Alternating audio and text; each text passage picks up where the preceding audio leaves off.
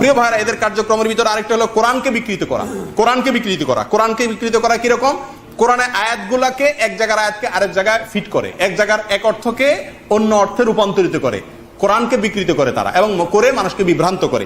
তার মধ্যে থেকে একটা অন্যতম বিকৃতি হলো, তাদের সবচেয়ে বড় দাবিগুলোর একটা হলো সারা বাংলাদেশ সহ মক্কা মদিনা সহ সারা পৃথিবীর আলেমরা সব ধর্ম ব্যবসায়ী হয়ে গেছেন। কিভাবে ধর্ম ব্যবসায়ী হয়েছেন? সবাই ইমামতি করে বেতন নেয়, মাদ্রাসা শিক্ষকতা করে বেতন নেয়, ওয়াজ নসিহত করে হাদিয়া তোফা নেয়, ঝাড়ফুঁক করে টাকা পয়সা নেন। এর কারণে তারা নাকি সবাই আল্লাহর কালাম বিক্রি করে খাচ্ছে, আল্লাহর আয়াত বিক্রি করে খাচ্ছে।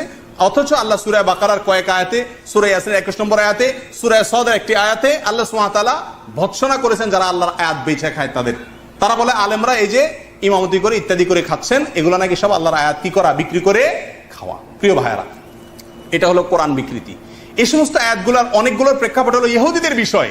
তারা সমাজের প্রভাবশালী লোকরা টাকা পয়সা দিলে একরকমের ফয়সালা করতো, আল্লাহর দেওয়া আসমানি কিতাব তাদের কাছে যেটা ছিল সেটার আলোকে। আবার গরিব অভাবী লোক যদি কোনো একই অন্যায় করতো তার ব্যাপারে ফয়সালা করতো আরেকটা। এই ছিল তাদের আল্লাহ আয়াত বিক্রি করার একটা নমুনা। সেটার ভৎসনা আল্লাহ তাআলা করেছেন। আর সেটারে তারা খাটায় কোথায়? আমাদের আলেমদের উপরে, ইমামদের উপরে, ওলামা ইকরামের উপরে, সব শ্রেণীর আলেমদের উপরে। প্রিয় ভাইয়েরা, এই হলো হিজবুত তাওহীদের কার্যক্রমের অংশ, যে তারা কোরআনকে বিকৃতি করে। আমরা যদি এবার দেখি যে আসলে ইমামতি করে বা ইসলামের এই সমস্ত খেদমত করে বেতন নেওয়া, ভাতা নেওয়া জায়েজ আছে কিনা, অনেক লম্বা চড়া আলোচনা করা যায়। সংক্ষেপে আমরা 2-3টা কথা উল্লেখ করতে পারি, যেগুলো শুনলে আপনারা বুঝতে পারবেন এরা ওলামা ইকরামের বিরুদ্ধে বীতশ্রদ্ধ ভাব সৃষ্টি করে, ওলামা ইকরামদের বিরুদ্ধে বিষোদ্গার করে, ওলামা ইকরামদের ব্যাপারে ঘৃণা ছড়িয়ে সমাজের মানুষকে ইসলাম থেকে দূরে সরাতে চায়। অথচ ইসলাম কি বলে দেখুন। সহিহ বুখারীর বিখ্যাত একটা হাদিস আসছে, মুসলিমও আসছে, সাহাবা ইকরামের একটি জমাত কোথাও যাচ্ছিলেন, প্রতিমধ্যে তারা যাত্রা বিরতি করলেন। সেখানকার এলাকার স্থানীয় দলনেতা যিনি, তাকে সাপে কামড়ালো। তারা এসে সাহাবীদের মধ্যে ওঝা তালাশ করলো। এক সাহাবী বললেন যে হ্যাঁ, আমি সাপের বিষ নামাইতে পারি। তখন সেই সাহাবী যায় সূরা ফাতিহা পড়ে ফু দিলেন, তার সাপের বিষ নেমে গেল। তার আগে তিনি চুক্তি করছেন যে যদি বিষ নামাই দিতে পারি এতগুলা ছাগল দিবা। তারা দিয়েছেন, ছাগলগুলো তিনি নিয়ে আসছেন। এখন সাহাবীদের মধ্যে 2টা দল হয়ে গেছে।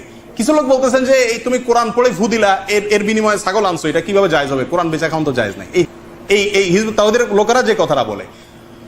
অপর কিছু লোক বললেন যে না, এটা জায়েজ হবে। পরবর্তীতে তারা যখন নবী সাল্লাল্লাহু আলাইহি ওয়াসাল্লামের কাছে গেলেন, নবী সাল্লাল্লাহু আলাইহি ওয়াসাল্লাম তাদেরকে লক্ষ্য করে বললেন, ইন্না আহাক্কা মা আখাযতুম আলাইহি আজরান কিতাবুল্লাহ, বুখারীর হাদিস। তোমরা যে সমস্ত কাজ করে বিনিময় নয়, তার চাইতে উত্তম হলো আল্লাহর কালাম, এটাকে ঝাড়ফুঁক করে শিক্ষা দিয়ে বিনিময় গ্রহণ করে, এটা সবচেয়ে উত্তম। নবী সাল্লাল্লাহু আলাইহি ওয়াসাল্লাম অনুমোদন দিয়েছেন। আর তারা বলে এটা কি? ধর্ম ব্যবসা। প্রিয় ভাইরা, অনুরূপভাবে এক সাহাবী বিয়ের ব্যাপারে আগ্রহ প্রকাশ করলেন। এক মহিলাকে নবী সাল্লাল্লাহু আলাইহি ওয়াসাল্লাম বললেন, তোমার কাছে মোহর আছে?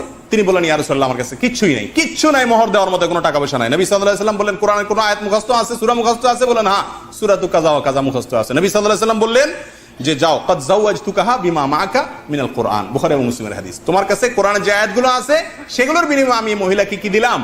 বিবাহ দিলাম। এবং মুসলিমের হাদিসে আসছে, কাদ যাওয়াজতুকাহা ফাআল্লিমহা মিনাল কোরআন, যাও তাকে কোরআন শিখাই দাও, এটা মোহর হবে। এবং আবু দাউদের হাদিসে আসছে, রাসূল সাল্লাল্লাহু আলাইহি ওয়াসাল্লাম বলেছেন যে আল্লিমহা 20 আয়া ওয়া হিয়া ইমরাতু, 20টা আয়াত শিখাই দাও, সে তোমার স্ত্রী। এই হাদিসগুলো থেকে বোঝা যায় নবী সাল্লাল্লাহু আলাইহি ওয়াসাল্লাম কোরআন শিক্ষা দানকে মহারানার টাকার জায়গায় কি করছেন? স্থলাভিষিক্ত করেছেন। এখান থেকে বোঝা গেল যে কেউ যদি কোরআন শিক্ষা দেন, শিক্ষকতা করেন মাদ্রাসায়, দিন শিক্ষা দেন, তার পারিশ্রমিক গ্রহণ করেন, বেতন নেন, সেটা জায়েজ আছে না নাই? নবী সাল্লাল্লাহু আলাইহি ওয়াসাল্লাম জায়েজ আছে বলছেন। আবু বকর সিদ্দিক রাদিয়াল্লাহু আনহু, আমরা জানি যে আবু বকর সিদ্দিক যখন ইসলামের খলিফা নিযুক্ত হন, তার নিজস্ব ব্যবসা বাণিজ্য ছিল।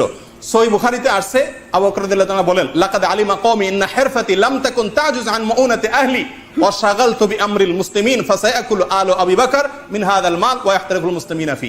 বুখারীর হাদিসে আবু বকর রাদিয়াল্লাহু আনহু বলেন, আম্মাজান আয়েশা বর্ণনা করছেন যে তাকে যখন খলিফা নিযুক্ত করা হলো, তিনি বললেন আবু বকরের ব্যবসা দিয়ে তার পরিবার চলার মতো অবস্থা ছিল, কিন্তু আবু বকর যখন মুসলমানদের দায়িত্ব নিয়েছে, গ্রহণ করেছে, তখন ব্যবসায় নিজের ব্যবসা করার সময় আর পায় নাই। দুইটা করতে গেলে কোনোটা ভালোভাবে হবে না।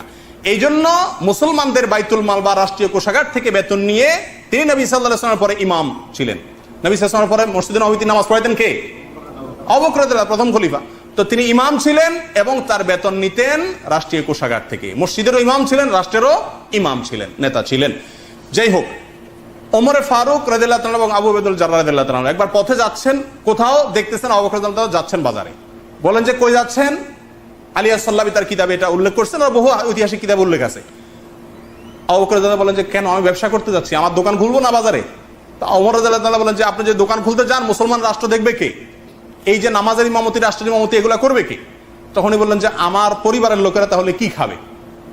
তখন ওমর এবং আবু বকর রাদিয়াল্লাহু তাআলা তারা তার জন্য বেতন ঠিক করলেন, ধার্য করলেন, এবং তিনি সেই বেতন গ্রহণ করেছেন। বহু ঘটনা এই ধরনের বর্ণিত আছে। ওমর নিজেও খলিফাতুল মুসলিমিন যখন হয়েছেন তিনিও ভাতা গ্রহণ করেছেন, ইমামতি করেছেন, মানুষের ভাতা গ্রহণ করেছেন রাষ্ট্রীয় কোষাগার থেকে। প্রিয় ভাইরা, এই সমস্ত ঘটনা প্রমাণ করে ওলামায়ে কেরাম তাদের বেতন হিসাবে ইমামতি করে, মাসা শিক্ষকতা করে, এই সমস্ত কাজ করে যে বেতন গ্রহণ করেন, সেটা জায়েজ আছে না নাই?